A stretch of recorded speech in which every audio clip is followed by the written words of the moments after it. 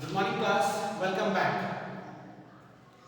We were in the service sector and in the last video we discussed about the rail transport. Today we have the second type of transport or second type of communication channel, that is road transport. We are going to see how road transport is advantageous or how it is comparatively better to when compared with the rail transport. See, as far as our economy is concerned, the Indian economy, it is an agrarian economy. It is an agrarian economy. Now, agrarian economy means an economy where agricultural production takes place in a bigger lot. So, agrarian economy is basically focused towards the agricultural production. Now, agricultural production can only be valued, can only be recognized if it reaches to its final consumer. Now, how will it make a mark to its final consumer? When there is a smooth line of transporting channel. Smooth line of transporting channel. In the last video, we discussed the advantages of rail transport. Rail transport had two major advantages. The first one was for the carriage of bulky or heavy goods. Rail transport is used for carrying bulky or heavy goods. The second advantage was that long distances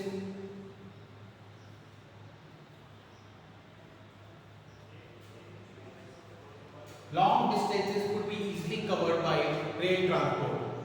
But when we come to the road transport, the topic of the day, road transport needs to reach to the remote area or remote places. Why is road transport much better than rail transport? In spite of having so many good merits, road transport is more recognized in our country. The reason is that road transport reaches to the destination of the producer. Wherever my land is, if there is a good connectivity of road lines, good connectivity of road system, then my transport would reach to the remote area, would reach to my plot, my land.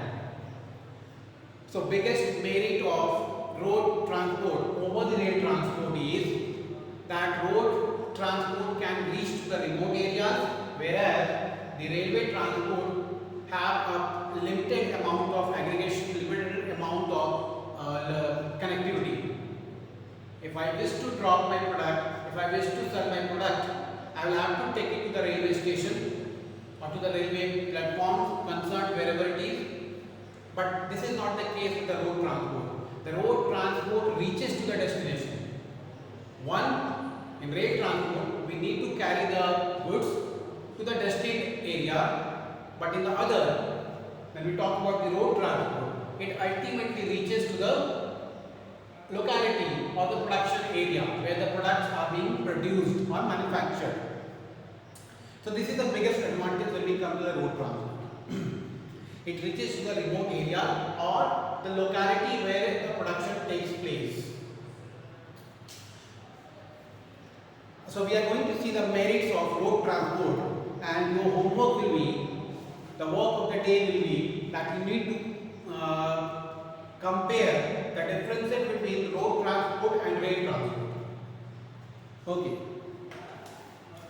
Road transport importance.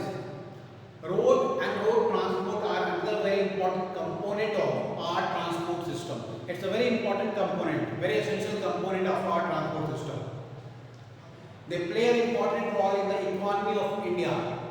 I told you the growth and the development cycle is completed with the help of the service sector, and that too most prominently with the help of the transporting channels, out of which the road transport plays a major role.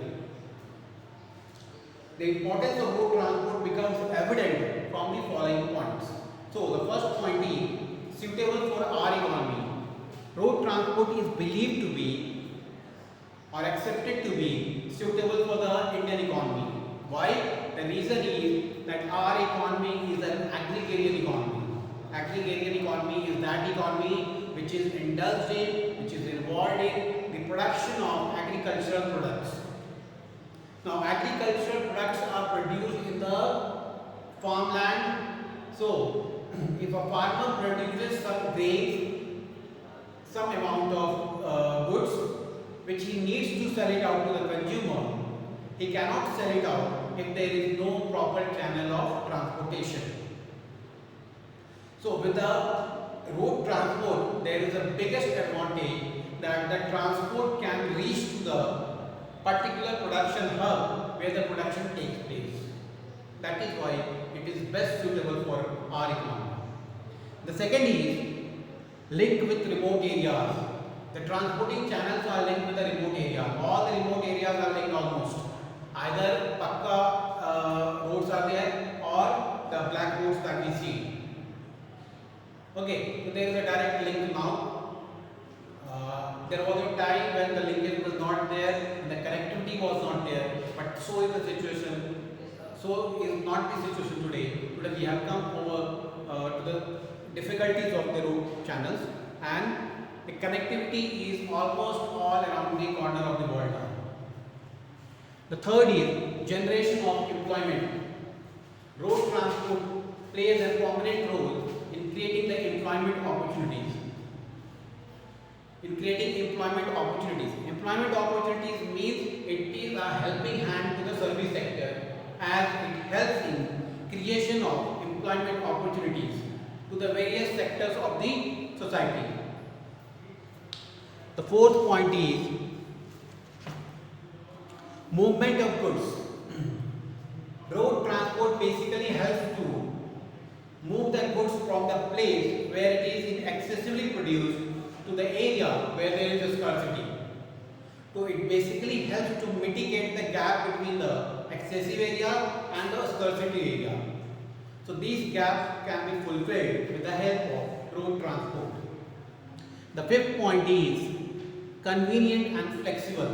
It is much more convenient compared to other modes of transport, whether air transport, water transport or rail transport. It is the most convenient and flexible mode of transport because it can reach to the destined area, it can reach to the production hub where the production takes place. But in all other modes of transport, you need to supply your goods either to the railway station, airport or to the waterport, seaport area. So it is the only mode of transport wherein the vehicles or the transporting channel directly reaches to the production hub. And the sixth point is complementary to railways. So it is believed to be a complementary hand or helping hand to the railway sector. It helps the railway sector. Okay, it is an alternative to railways. Wherein people find it difficult to use the railway services, they are inclined towards the road transport. And the seventh and the last is useful for variety of vehicles. Means there are different modes of vehicles, different types of vehicles. Big vehicles, small vehicles, very small vehicles. Like we have auto, very small one. Jeep. We have the medium range one. We have the bus, that is the biggest one. So different modes. As far as the road connectivity is there, as far as the requirement is there, we tend to choose our modes of transport. But in railway or in air transport or in water transport, there is no such options for you. So your duty, your task is to compare the differences between road transport and railway transport. You need to write down the differences between road transport and railway transport, and tomorrow you shall submit your answer. Now, next para is about the history of the road, how the growth of roads have taken place in time. It's just the reading factor only, not very important part as far as the examination is concerned. India has about 54.8 lakh kilometers of road network, which is the second largest in the world. It is the second largest network in the world. Okay.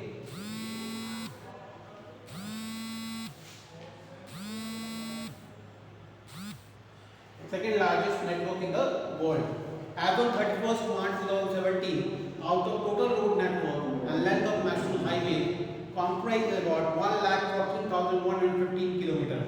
So it is not very convenient, it is not very important, just a reading part. Read this paragraph, how the growth of roads had taken place in the past and how we have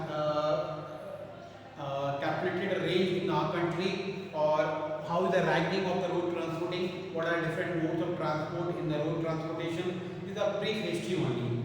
The important from the examination point is how is road transport an important means of communication. Those 7 points which we discussed, and the other question that comes generally, a comparison between 2 modes of transport. Like today's homework which I have given you, compare the differences between the road transport and rail transport. Okay, thank you class.